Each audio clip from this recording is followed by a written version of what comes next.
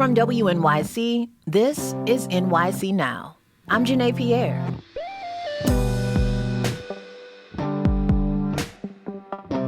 The 2026 FIFA World Cup will be hosted by New York and New Jersey.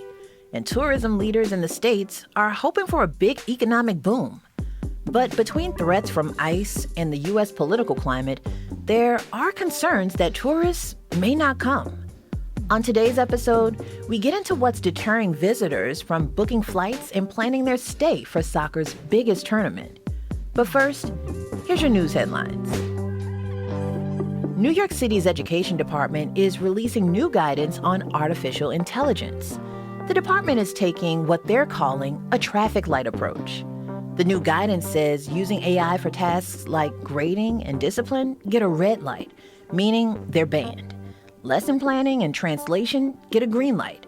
And student research gets a yellow, meaning teachers need to use caution. Officials say kids are already using AI, so guardrails are necessary, and they see potential for enhancing learning. But many parents are worried. Some parents have called for a total ban on AI in schools because of its impact on developing brains, data security, and the environment. The Education Department is requesting feedback ahead of more complete guidance in June. Home health aides are pressing Mayor Zohran Mamdani to help them end 24-hour shifts.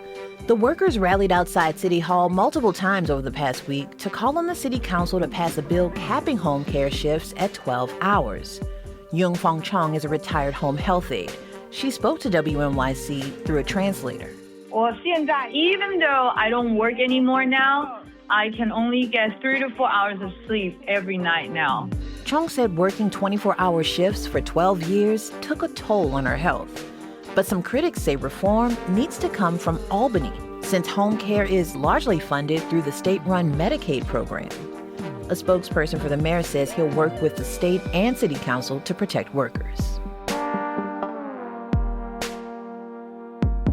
New York lawmakers are considering whether to issue hundreds of millions of dollars to help developers finally build a platform and housing above the train tracks at Brooklyn's Atlantic Yards. Assemblymember Joanne Simon says the developers are requesting $350 million. She says she would support the funding if it means that more affordable housing gets built after 2 decades of broken promises. We're throwing more money at this project, and what is the public getting? The developer, Cirrus Real Estate Partners, declined to comment. A spokesperson for New York's Economic Development Authority says they're reviewing the request.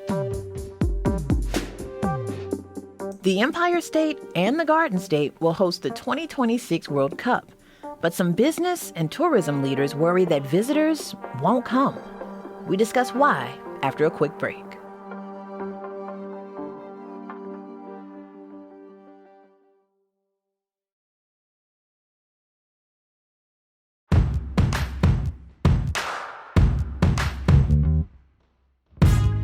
Welcome back to NYC Now. The World Cup is the biggest soccer tournament in the world. It happens every 4 years, and this year, it's coming to the U.S., with New York and New Jersey playing a major role, including hosting the final at MetLife Stadium. Officials are expecting millions of visitors and billions of dollars in economic impact. But some tourism and business leaders, they're worried international fans may stay away. No, not because of soccer, but because of how the U.S. is being perceived right now. WNYC and Gothamist reporter Arun Venugopal has been reporting on this, and he joins me now. Hey, Arun. Hey, Janae. Are you a big soccer fan at all? You know, I played soccer as a little kid. And so, from an early age, it was something that mattered to me. I'm not like a super fan in terms of like following it these days, but when I start watching it, I get pretty seriously into it, but I'm not going to pretend to be some sort of ball head. Yeah. It's an exciting moment when you're into it. Oh, totally. Yeah. A little too much. So. Yeah. So let's get into this reporting. What are tourism and business leaders actually worried about as New York and New Jersey prepare to host the World Cup this year? They're worried about a lot. I mean, as you said, this is the world's biggest sporting event, okay? Yeah. The last one, I think it was like 1.5 billion people tuned in, far exceeding anything that we are normally familiar with over here with our World Series and Super Bowls and whatnot. Mm-hmm. This is going to be bigger than any World Cup so far. It's in 3 countries, right? We've got Canada, the U.S., and Mexico. So right there, you're looking at the scale of this being unprecedented. Lots of people expect it here. But what people are worried about is that we're not going to be talking about football or soccer or whatever you call it, but we're going to be talking about something has nothing to do with the game. They're going to be talking about things like the killing of Alex Preddy or Renee Good, these people who have become not just in the American consciousness, but in the global consciousness, signs of who we are as a country right now. The people who are in charge of this, who are really trying to make this the most spectacular possible event, especially for our region, New York, New Jersey, they're worried that something like that is going to happen over here and it's going to scare people off and distract people from the sport. One of the tourism industry officials that I spoke to who expressed a lot of concern is Vijay Dandapani. He's the president and CEO of the Hotel Association of New York. And it represents the owners of like 300 hotels, 80,000 hotel rooms, a big group. And this is what he had to say.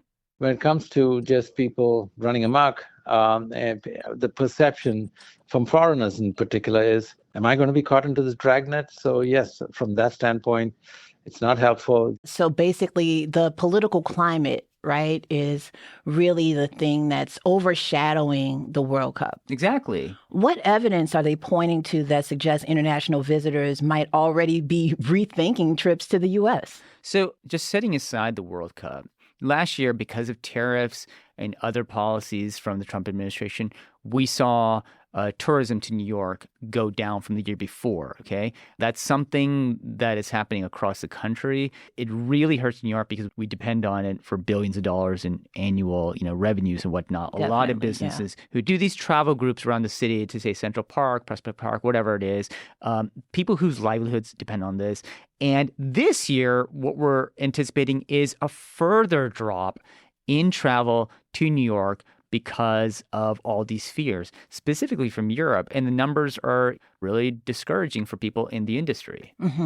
You reported specific flight booking data. Let's talk about that. How big is that drop that you're talking about? How unusual is it, this far out? So there's an aviation analytics company called Cirium, and they told me that flight bookings for the month of July, this coming summer, July 2026, from Europe into our 2 international airports, we're talking about JFK and Newark, that those bookings are down 21% from last year. Yikes. That's a drop from what was already a sharp decline last year. So that's pretty discouraging. When you look at the numbers overall for this country, that same company said the overall bookings from Europe to the U.S. have fallen 14%, most sharply from places like Amsterdam, 23% decline from Amsterdam to the U.S., 21% from Paris, 19% from Athens, 26% from Barcelona, 36% from Frankfurt. So all these big global centers that we depend on for bringing people into the U.S., those numbers are really sharp at the same time that we're expecting a lot more people to be coming to the U.S. and specifically to New York and New Jersey for the World Cup. We talked a bit about the political climate playing a big role in all of this. How much of this concern is being driven by media coverage overseas? I'm thinking specifically about Europe. Yeah, I mean, very much so. This is according to the people I've spoken to, some of whom are in Europe and are in the travel industry and are very much aware of how all these different images of protests and of killings in, say, Minneapolis or in other parts of the country, they're playing out. Sometimes we live so much in our little American bubble, right? We kind of think, oh, this is stuff that's happening here, not realizing that we are like the world's biggest exporter of images and, TV and footage and stuff like that. I can go even further and say we're stuck in a New York City bubble, right? Oh, totally. Yeah. Exactly. We're not really thinking about how this stuff plays to the rest of the world, but it very much does. I spoke to one person, his name is Quentin Michelon. He's with the group Association for Professional Tourism. He's based in Paris. And he said tension of European tourists at U.S. borders has received massive media coverage over in Europe. And then he said also the words of our president, President Trump, his words at Davos, he called Europeans weak. He called them stupid people. That landed really hard over there. Yeah. And that the cumulative effect, as he said, is a feeling of simply not being welcomed by the U.S. Why do international tourists matter so much to the economic projections tied to the World Cup. We are estimating that billions of dollars will come in for New York and New Jersey. So why does this matter so much? It's very simple. The math is that compared to a domestic tourist, an international tourist spends like 4 or 5 times as much money when they come here. They really kind of like go whole hog when you go, you commit to something. It might take a certain person with more money to burn that's going to cross the oceans to come and enjoy themselves here. So all the businesses here in New York, bars, hotels, restaurants that are really gearing up for this, that's what they're really worried about, is that not just tourists in general, but that people who are coming from far and wide across the world who are really excited about this, the kind of people who might go to the World Cup every 4 years or 8 years or whatever it is, whenever they can make the trip, that they save up and then they kind of spend big when they come here. And they're worried that they're just not going to come in the first place. So when we talk about these economic projections and the industries impacted, it's safe to say that it's the hospitality industry, right? It is. Yes, exactly. It's really the most obvious sort of like venues that are worrying about the impact. But then again, if you're that little boutique that sits across from a hotel in, say, the Flatiron District, and you're also going to be benefiting from this, right? Somebody who just wants, a keepsake from their trip here, and they decide to buy something beautiful to see there. All those businesses, when we're talking about the millions of people who might be coming here, those are the kinds of overflow effects we see in businesses across the city, or not, depending on how this plays out. What has the federal government said about its role, during the World Cup, and what questions remain unanswered? So we did reach out to Immigration and Customs Enforcement, known as ICE. They didn't respond to our questions about, what their plans are for immigration enforcement during the World Cup. And, just to be clear, we're talking about 7 games specifically in New Jersey, but it's referred to as New York, New Jersey for the purposes of, the tournament. So there's a whole regional impact. So they didn't respond to our questions, but the acting director of ICE, his name is Todd Lyons, he spoke to a congressional committee a few weeks ago, and he told them that the agency would be a, quote, key part of the overall security apparatus for the World Cup. And he also said, we're dedicated to securing that operation, and we are dedicated to security of all of our participants as well as visitors. That's Todd Lyons. Arun, I got to be honest, when it was first announced that the World Cup would be coming to New York and New Jersey, I wondered how that would look, right?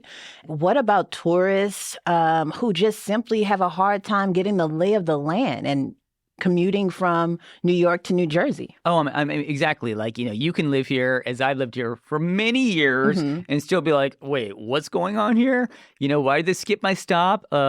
What's this construction do for my, my commute? What's happening? Why is my train canceled? All that stuff that we know is just par for the course of being a New Yorker. Right. Now, add to that the fact that you are a foreign visitor, your language skills, your English language skills may be only so-so. You hear something on the over the train, intercom, you have no idea what just said. They're adding all these different things. They're changing, the paths to various things. Add on top of that, the fact that you might have ICE officers who are trying to secure, provide security for outside the stadium or whatever. They may be roaming New York City. They may be roaming the PATH train, the MTA in general. There are a lot of layers here, clearly. Yeah.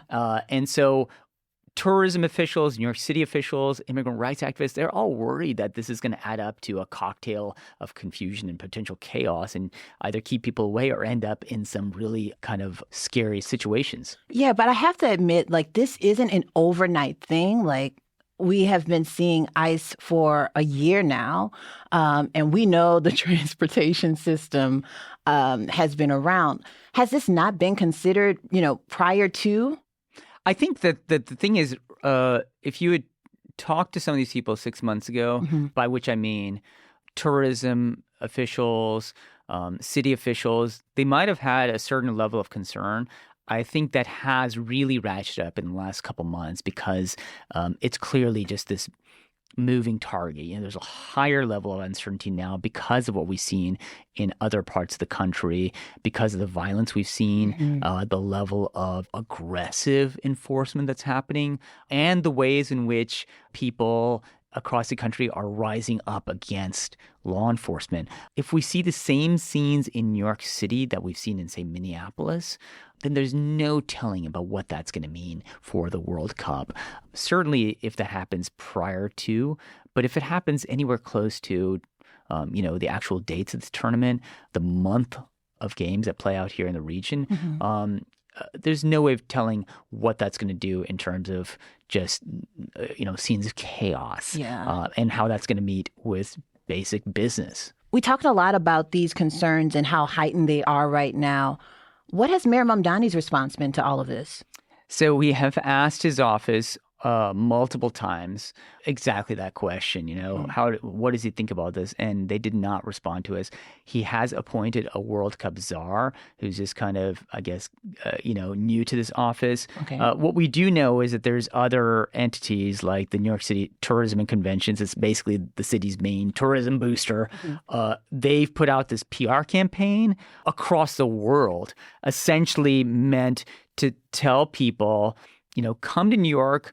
We're a very inviting and welcoming and diverse city. All these things we might kind of take for granted, but which have sort of an added layer of meaning right now.